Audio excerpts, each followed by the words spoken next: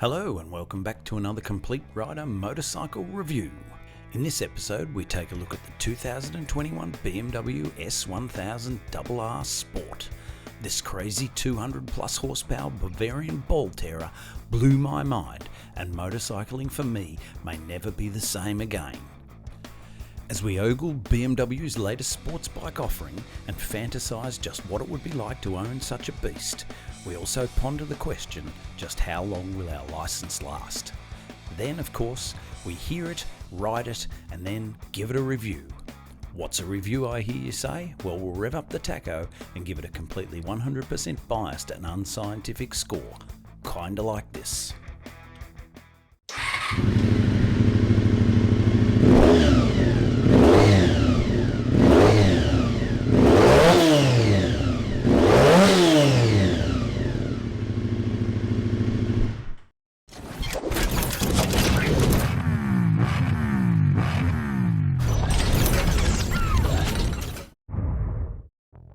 Let's go way back to 2008 when BMW introduced us to the S1000RR, a limited production of 1,000 bikes slated for 2009 to homologate it for world superbike racing. Then in 2010, production was expanded to commercial quantities. Back then, technology really hadn't hit the bike industry. Now it's just expected, but it wasn't always that way. But that was all about to change, as BMW won just about every Motorcycle of the Year award going, and if they didn't, it was rigged. This, of course, led all the other manufacturers to follow this high-tech route, and the world of motorcycling was never the same again, although it did take Harley a few more years to catch up. The S1000RR of 2009 was a revelation, with a mind-altering 193 horsepower at 183 kilograms or 403 pounds, with ABS, traction control and a quick shifter as standard equipment. 2015 saw a major cosmetic and performance upgrade, more horsepower, less weight and slicker lines. Then in 2019 came another step or leap forward in tech. Even more power, more torque, lighter still, a new chassis and swing arm, and a host of other improvements for us to salivate over. Which brings us to the bike we have before us here today, a current spec 2021 BMW S1000RR Sport, or as I've started affectionately calling it, the GOAT. Even in standard form, the GOAT is incredible, but throw in a few extra features of the sports version and it makes it the mountain GOAT, but we'll get to that soon. The basis of this bike is a 999cc inline 4-cylinder water-cooled engine, which boasts 4 titanium valves per cylinder and a 14,600 RPM redline. It makes a whopping 207 horsepower and only weighs in at 175 kilograms or 386 pounds dry. With 113 newton meters or 83 pounds-foot of torque at 11,000 RPM, which is extremely lineal due to BMW's shift cam technology, which is their version of variable valve timing, which achieves maximum torque and horsepower throughout the whole rev range. Maximum speed is 299 kilometers an hour or 186 miles per hour, which I suspect is electronically speed limited. A smidge over 10 seconds has you down the other end of the quarter mile, and it will do 0 to 300 kilometers an hour in under 18 seconds.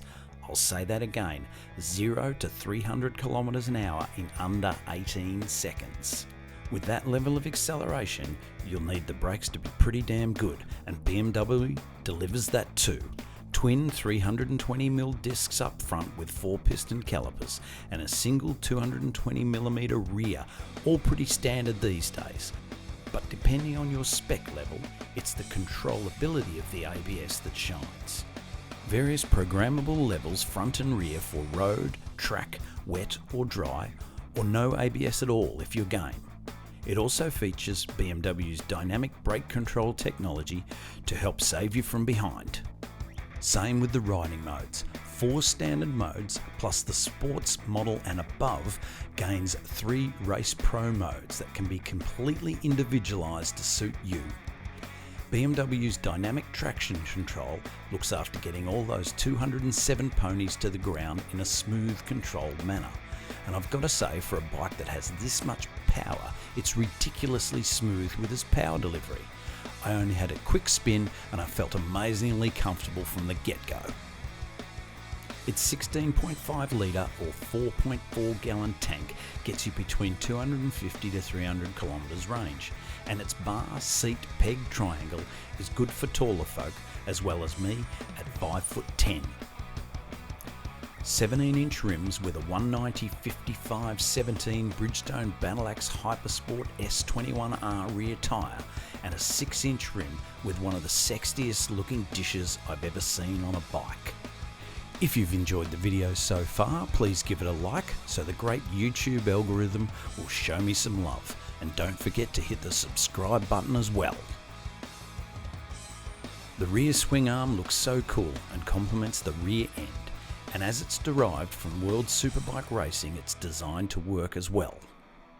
The sport version also rocks BMW's dynamic damping control system, which electronically adjusts the suspension within a bee's dick of time depending on the road conditions, which is pretty crazy technology. The Sport also gets you additional creature comforts like heated hand grips, cruise control and tyre pressure monitoring, which is handy. All this is controlled by the multi-controller that's intuitive to use and displayed via the 6.5-inch TFT screen. This is also where you configure throttle response, engine characteristics, engine braking, wheelie control, pit lane speed limiter, and even hill start control for riders who obviously can't be bothered using their rear brake. This particular beauty is painted in Hockenheim silver and looks striking, albeit a bit understated for what really lies underneath, the perfect sleeper. And I haven't seen a video yet that really does this colour justice. What's the piece de resistance? Well, it's got to be the fact that this is by far the most lethal weapon in the sports bike world, but it's actually stupidly comfortable to ride as well, with all the mod cons of a touring bike, the ride comfort of a sports tourer, but it's also the best sports bike ever. If this is where sports bikes are going, I'm definitely coming. Let's have a listen with its SC Project slip-on can that gives you a throaty sound without annoying the hell out of everyone around you, while complementing the bike's minimalistic looks, and then we'll take it for a quick spin.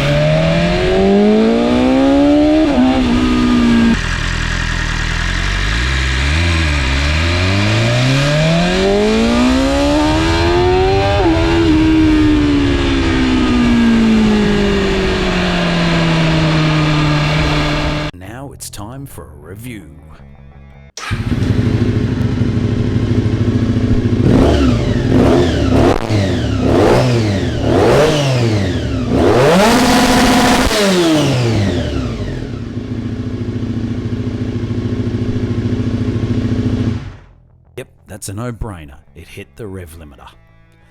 Just imagine in 25 years' time when you'll be able to buy a good condition second-hand S1000RR for a couple of grand, take it to the track without a care in the world and go nuts. That's a world that I want to live in. Thanks for watching, and don't forget to like, subscribe and comment. Okay.